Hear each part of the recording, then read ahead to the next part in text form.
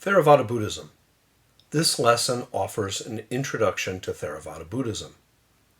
Before we move into Theravada's institutions and practices, we will look at the 3 marks of existence in Buddhist teaching.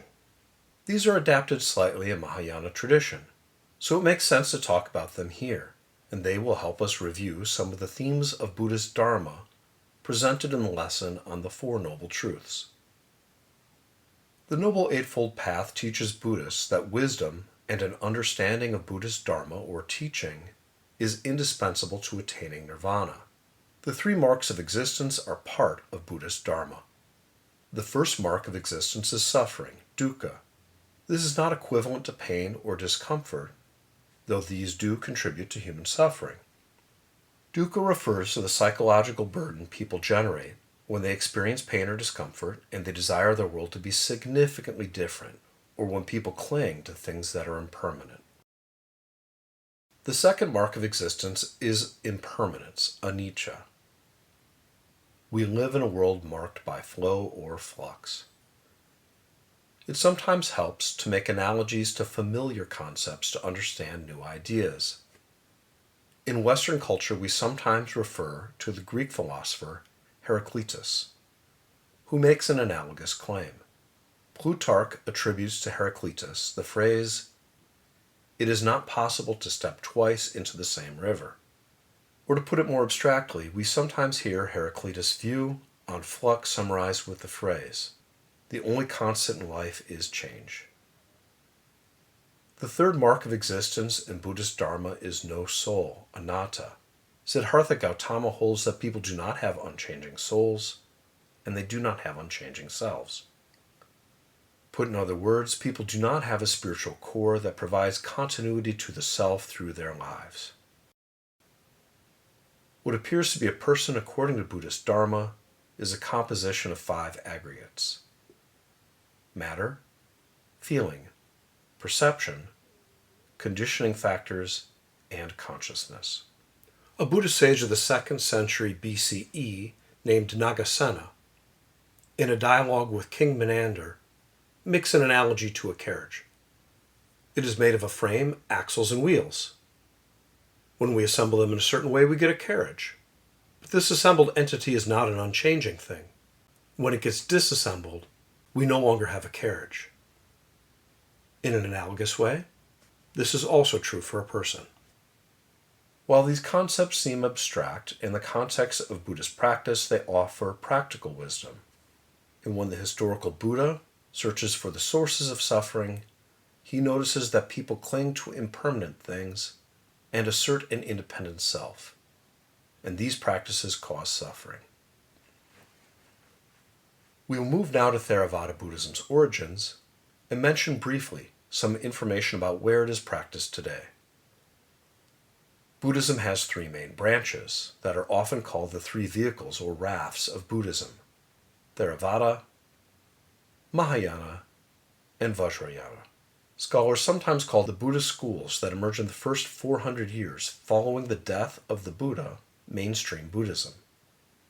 Theravada is the last remaining school of mainstream Buddhism, and Theravada practice today develops from this school. About 13% of the world's Buddhists practice Theravada. Most of them live in Southeast Asia, mostly in Thailand and Myanmar. You may have heard Theravada called by the name the Lesser Vehicle. Mahayana Buddhism emerges in the 1st century of the Common Era. At that time, they call themselves the Greater Vehicle, while they call mainstream Buddhists the Lesser Vehicle. The demarcations, greater and lesser, are a form of Mahayana propaganda.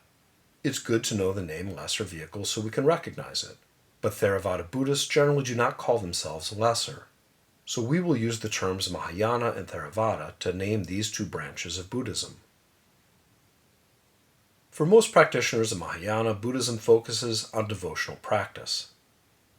A person engages in rituals of devotion to a Buddha or a Bodhisattva, with the hope that Bodhisattvas, because of their compassion, will grant them merit. This is different from mainstream Buddhism, the Buddhism of the first 400 years. Theravada Buddhism, in contrast, retains mainstream Buddhism's focus on a person's own efforts to pursue the middle path to alleviate suffering in their own lives. Extinguishing suffering, according to most Theravada Buddhists, depends on the actions of people themselves, not on supernatural intervention. Theravada institutions and practices. Theravada Buddhists, like all Buddhists, seek to alleviate suffering. For Theravada, this means a focus on developing the conduct, mental discipline, and wisdom needed to alleviate suffering in their own lives. Theravada tends not to insist on claims either for or against the existence of supernatural beings. Buddhist Dharma tends to have a pragmatic focus. The historical Buddha observes that questions about speculative matters, like the existence of deities, an afterlife, or whether the world is eternal, do not seem to help people alleviate suffering, so they do not become a central focus of mainstream Buddhism. The Buddha in the Arrow Sermon talks about a monk who challenges him to answer speculative questions about things like the soul, the cosmos, and eternity. The Buddha responds with a story about a man who had been shot with a poisonous arrow. Questions about the caste and color of the man who shot the arrow, the type of bow he used, or what kind of feathers the arrow is made with, do not respond to the poisoned man's urgent need. Because human beings confront suffering, questions about matters that do not respond to the problem of suffering at best distract us, or in their worst instance, become a source of further suffering. Monastic practice is a central Theravada institution. Traditionally, men and women who join a Buddhist monastery recite the three refuges. I take refuge in the Buddha. I take refuge in the Dharma, which means Buddhist teaching. And I take refuge in the Sangha. The Sangha refers originally and most specifically to the monastic community of monks and nuns. So let's start with a few definitions. Monasticism involves choosing to withdraw from prominent social institutions so religious practice can become a person's first priority. Monasticism is a religious practice we find in a number of the world's religions. Men who take up monastic practice are called monks, and women who take up monastic practice are called nuns. A monastery is a place where monks or nuns live. Monastic practice varies from religion to religion and, within a religion, from monastery to monastery. A group of monks or nuns who share the same practice are called an order. Buddhism and several other religions have monastic orders, including Christianity, Hinduism, Jainism, and Taoism. During the historical Buddha's lifetime, he and his closest followers live as monastics.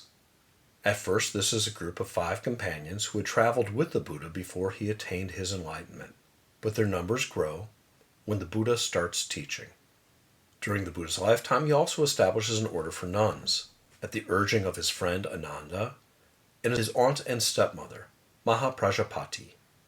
They live as the Buddha teaches. 80 years after the Buddha's death, debates about what the Buddha taught inspire a group of his followers to meet in what is called the First Buddhist Council.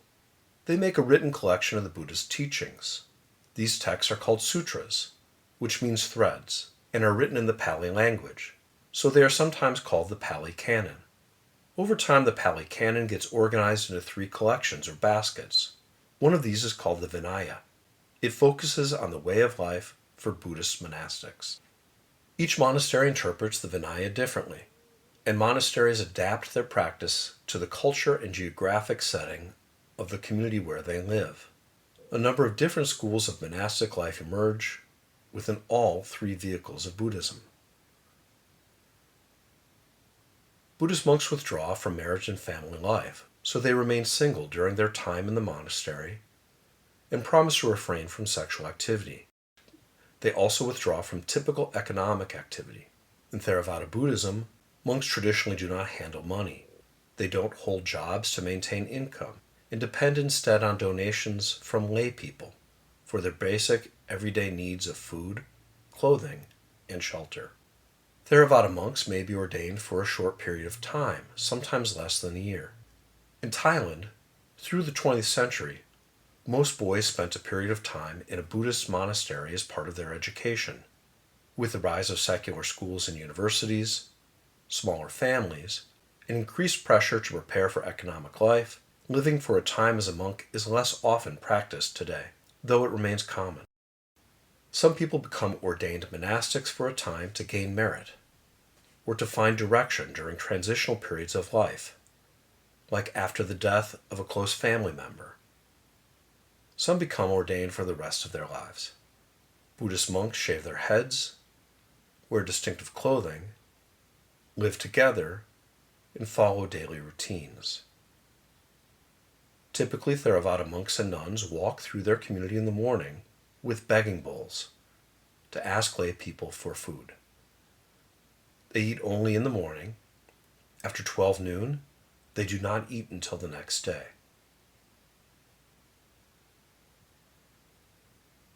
Regular meditation is a focus of Buddhist monastic life. It is much less common among Buddhist laity. Buddhist meditation practices vary. They tend to center a practitioner's awareness on the present moment. Some techniques focus on the body's physical activities, like sitting, walking, or breathing. Vipassana is an approach to meditation associated with Theravada monastic practice. But a number of lay people who practice Theravada see Vipassana as a kind of service for the communities where they live. In the US, Vipassana is often called mindfulness. Vipassana meditation starts with paying attention to your emotions, thoughts, and senses. As we become aware of what holds our attention, we come to recognize that the things we focus on emerge and recede. The inconstancy of our state of mind mirrors the impermanence of our reality. The environment where we live and our very selves all remain in a state of flux. In Theravada practice, Vipassana accompanies a practice called samatha, or calm abiding. If people habitually and calmly recognize that their reality is impermanent, they might become less likely to cling to things when life changes. Buddhists who practice meditation say this diminishes suffering in their lives, because clinging can be a source of suffering. Theravada Buddhism is what scholars sometimes call an extraordinary tradition. There are two levels of practice. One for religious elites, in this case ordained monastic men and women, and one for rank-and-file members, lay people. In Theravada Buddhism, the ideal is to become an arhat, a person who has grown in wisdom and attained enlightenment. At death, an arhat is said to attain nirvana. Many Theravada Buddhists think it is unlikely for a person who lives in the world to attain enlightenment. Family obligations, responsibilities at work, and the distractions of commerce and politics pull people in conflicting directions. So it becomes hard to develop the habits of action, concentration, and wisdom characteristic of enlightenment. Instead, lay people seek merit, good karma, by living virtuous lives. Lay Buddhists who believe in reincarnation often say they hope to attain a better rebirth. Lay people in Theravada often practice Buddhism in association with a monastery. They give monks food, clothing, or shelter. Most Theravada Buddhists say these gifts allow lay people to gain merit, and in exchange, the monks give lay people education about Buddhist Dharma. All Theravada Buddhists are called to act according to the virtues of non-attachment, benevolence, and understanding, and to turn away from the vices of greed, hatred, and delusion. Lay Theravada Buddhists are often taught to follow these precepts. And lay people can also make a promise to live according to any of these precepts, which ordained monks are expected to observe. In summary, Buddhist Dharma speaks of the three marks of existence: suffering, dukkha, impermanence, anicca, and no soul, anatta. Theravada practice emerges from the Theravada school of mainstream Buddhism, which is the Buddhism of the first 400 years. Monasticism is a central institution of Theravada Buddhism. Monks and nuns withdraw from family and economy to make Buddhism their highest priority. Most Theravada Buddhists consider this essential for those who hope to become arhats, or enlightened beings, the ideal for Theravada Buddhism. Monks and nuns depend on donations from lay people and, in exchange, offer teachings about Buddhist Dharma. It is common for Theravada Buddhists to spend a time living as an ordained monk, sometimes for a year or less. Meditation is common among Buddhist monks. While meditation is less common among Buddhist laity, Vipassana meditation, also known as mindfulness meditation, has proponents among lay people. Theravada promotes virtues of non-attachment, benevolence, and understanding.